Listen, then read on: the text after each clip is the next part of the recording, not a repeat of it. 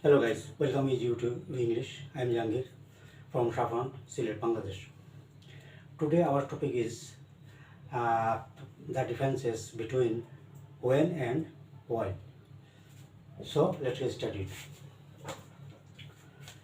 আমরা when R while কখন ব্যবহার করতে পারি তা আজ দেখব।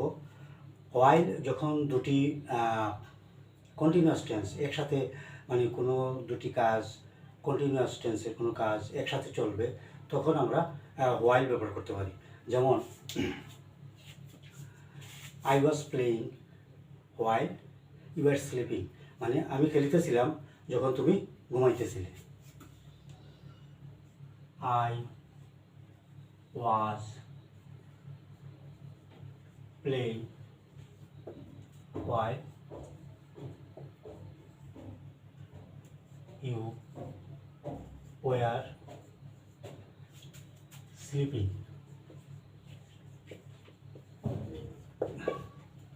I was playing while you were sleeping.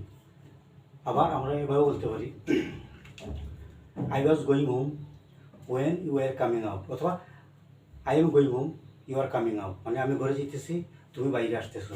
তাহলে আমরা কীভাবে লিখতে পারি, যেমন অথবা you are going out and I am coming home.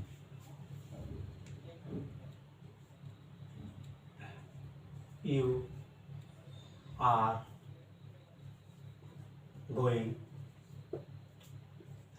Out while I was, you are going when I am coming home. I am coming home. এখানে দেখো you are going out, তুমি বাইরে যেতেছ যখন, while I am coming home যখন আমি ঘরে আসিতেছি। তাহলে দুটো কাজ একসাথে যখন কন্টিনিউয়াসলি হচ্ছে এরকম বোঝাতে আমরা while ব্যবহার করতে পারি। আর when ব্যবহার করবো তখন যখন একটি কাজ শেষ হওয়ার সাথে সাথে আরেকটি কাজ শুরু হবে, তখন আমরা when ব্যবহার করব। যেমন the baby cried when it saw, অথবা it saw his teacher. Okay. The baby cried when it saw teacher. শিশুটি কেঁদেছিল যখন সে তার শিক্ষককে দেখলো, যখন সে শিক্ষক দেখলো শিশুটি কেঁদেছিল। আচ্ছা, you ate rice when you came home. You ate rice when you came home, তুমি ভাত খেয়েছিলে যখন তুমি ঘরে এসেছিলে। You you ate rice when you came home. You ate rice when you came home. তুমি ভাত খেয়েছিলে যখন তুমি ঘরে এসেছিলে। অথবা এভাবেও আমরা প্রেজেন্ট কন্টিনিউয়াস বলতে পারি you eat rice when I come home, তুমি ভাত খাও যখন আমি ঘরে আসি। অথবা you go to play in the field when he came home, যখন সে ঘরে আসে, এরকমও বলতে পারি। এখন আমরা দেখো অনেক সময় আমরা যেমন সময়, যখন সময়, যেমন WH কোয়েশ্চন দ্বারা যদি আমরা প্রশ্ন করি সময়ের নিয়ে, যখন when do you come home, তুমি কখন ঘরে আসো, তখন কিন্তু আমরা while এটা ব্যবহার করতে পারবো না। অথবা when did you meet him, তো তুমি কখন তার সাথে সাক্ষাৎ করেছিলে, আমরা while did you meet him এরকম বলতে পারবো না। তাহলে এটা আমি আর লিখে দেখাচ্ছি না, এটা জাস্ট মুখে বলে নিলাম।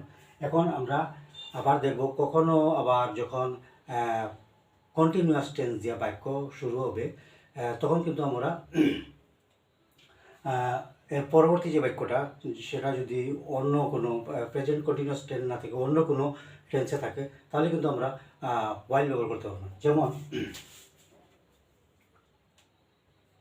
I was playing football when I was playing football when you saw us. When you saw us. When you saw us. যখন তুমি আমাদের দেখেছিলে আমরা ফুটবল খেলছিলাম। এখানে আমরা কিন্তু ওয়াইল ব্যবহার করতে না, কিন্তু এই বাক্যটাকে আমরা যদি রিভার্স করি, মানে you saw us, okay, you saw us, এখন আমরা ওয়েনও বলতে পারি, ওয়াইলও বলতে পারি। You saw us when I was when I was, you saw me, এখানে মি বলতে পারি, you saw me. I was playing football when you saw me, যখন তুমি আমাকে দেখেছিলে আমি ফুটবল খেলতেছিলাম। এখানে ইউ স আস না, you saw me, you saw me when, অথবা এখানে হোয়াইলও বলতে পারি, হোয়াইল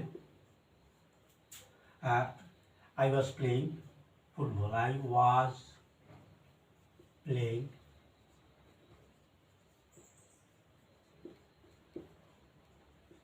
ফুটবল।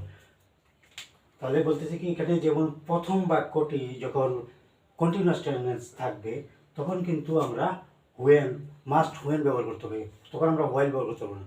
কিন্তু এই কন্টিনিউয়াস টেন্সটি যদি পরে থাকে, এর আগে অন্য কোনো টেন্স থাকে, তাহলে আমরা কিন্তু হোয়াইলও ব্যবহার করতে পারি, হোয়েনও ব্যবহার করতে পারি। যেমন you saw me when I was playing football, অথবা you saw me while I was playing football.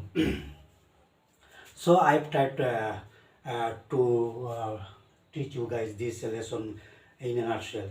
So I hope you guys enjoy this episode. Next time I'll be here with some other things. Till then, you guys stay safe, healthy, and good night. Bye.